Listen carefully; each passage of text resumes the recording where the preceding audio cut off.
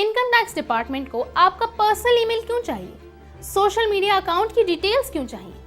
अगर income tax विभाग को ये लगता है कि आपने टैक्स की चोरी की है या आपके पास आय से अधिक संपत्ति है, तो इनकम टैक्स आपके ईमेल की चाबी भी मांग सकता है, यानी पासवर्ड आपसे मांग सकता है। क्लाउड सर्वर का डिटेल भी देना पड़ सकता है। नए इनकम टैक्स कानून में ये सारे प्रावधान हैं। क्या ये बात थोड़ी कंसर्निंग नहीं है? बैंक अकाउंट का डिटेल तो इनकम टैक्स के पास रहता ही है। कहीं से भी पैसा आएगा तो वो बैंक अकाउंट में ही जाएगा। तो फिर सोशल मीडिया और पर्सनल ईमेल का एक्सेस क्यों चाहिए?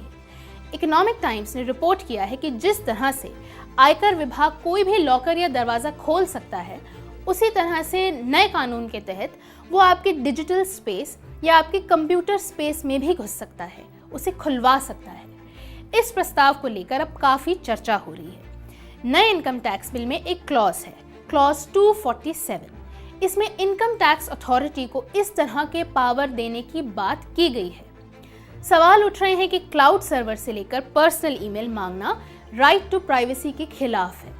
अगर इस तरह से किसी के भी अकाउंट को खुलवा लिया जाएगा तो फिर प्राइवेसी कैसे बचेगी, किसकी बचेगी? एक तरफ चुनाव आयोग है जो इस आधार पर मतदान का सीसीटीवी फुटेज भी नहीं देता है क्योंकि वोटर की प्राइवेसी पर असर पड़ेगा, और दूसरी तरफ एक ऐसी एजेंसी है जो किसी के भी सोशल मीडिया अकाउंट में घुसना चाहती है।